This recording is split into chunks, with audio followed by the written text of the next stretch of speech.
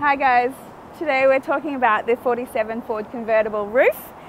We got a kit in from the States, but because the car's been chopped 2 inches, we had a few adjustments to make when we put the roof on. So Mason, Kev and I have been working on that this week and trying to get the geometry right with the chop, because coincidentally when you chop it, it actually makes the roof longer because the windscreen posts are further down. So pretty much when we started on this thing, we had to, the frame was the first port of call to cut and shut all that up to get all the geometry right, which was a bit of a headache, but mainly it came down to the back, the back 2 bars in here. This main bar through here actually does all the pushing on the frame for you, and that was when we figured out that was where most of the adjustment needed to be, was when we started to come good on the frame and started to all work out for us. So we had to make, the kit came with the cover, it came with some piping and these trim pieces here and a couple of press studs. So what we've actually made, because the roof didn't come to us complete, is we had to make these pads that ran from back to front, front to back, and then down this back quarter section to keep the bows in the right position when it's folded up and down, so that it doesn't move around and change the shape of the roof. So we've made those pads, we've stapled them and riveted them into the bows so that they stay in that position permanently. And then all of this has changed. We had to chop a significant amount off the bottom of here and change all the back. And we've also put in, we fit the window into the back. The customer supplied the window with the car, but we had to get it in the right position and make sure that it was, you could see through the rear vision mirror out the back window. The other thing we had to do was the boys made up there's a wire that runs from the side here up to about here somewhere, which just keeps this firm when you're driving down the highway so that we don't have any kind of flappy noises going on. I'm just going to show you how the roof comes down. Before we start undoing any of the zips or anything, there's a cover that we've made to go over the roof section when the roof is down, and the roof's all on hydraulics, so it will fold back into the back section here.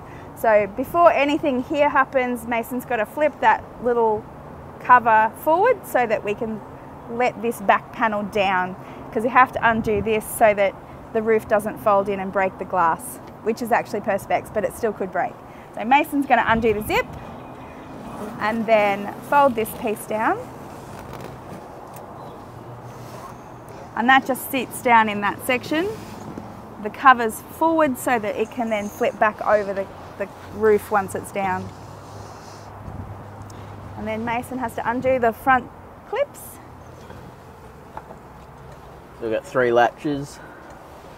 They're factory latches at the front. And then pop it up.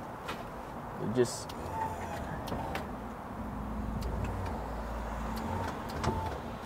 need a slight bit of pressure up as it goes off the posts.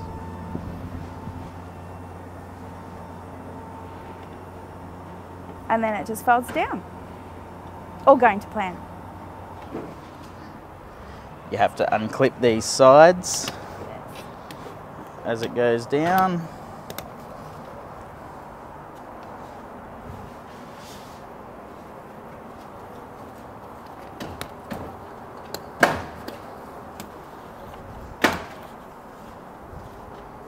Oh, that one's tight.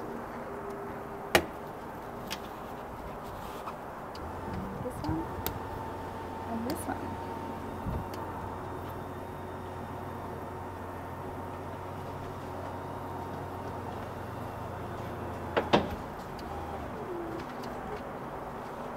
Sweet. So then we just give that a gentle press down, and our cover comes up and attaches to the same clips that we just undid. We made this fairly tailored so that it doesn't carry on around in the wind.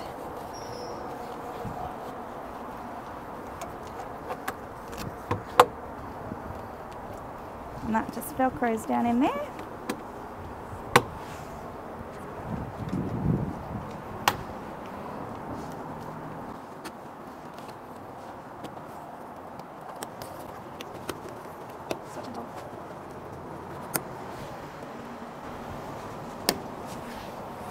And there we have it. Nice tailored covered roof.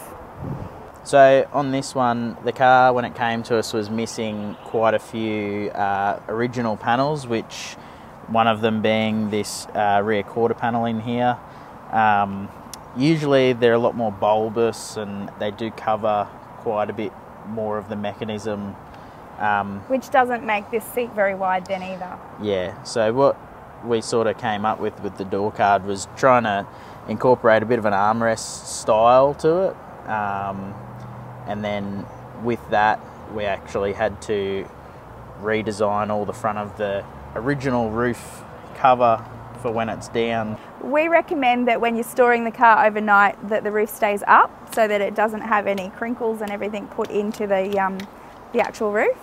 So that's what we're just going to do, because we're off to Valla tomorrow. So hopefully the customer will be picking up the car in the next week or two, and we really hope that he's happy with it.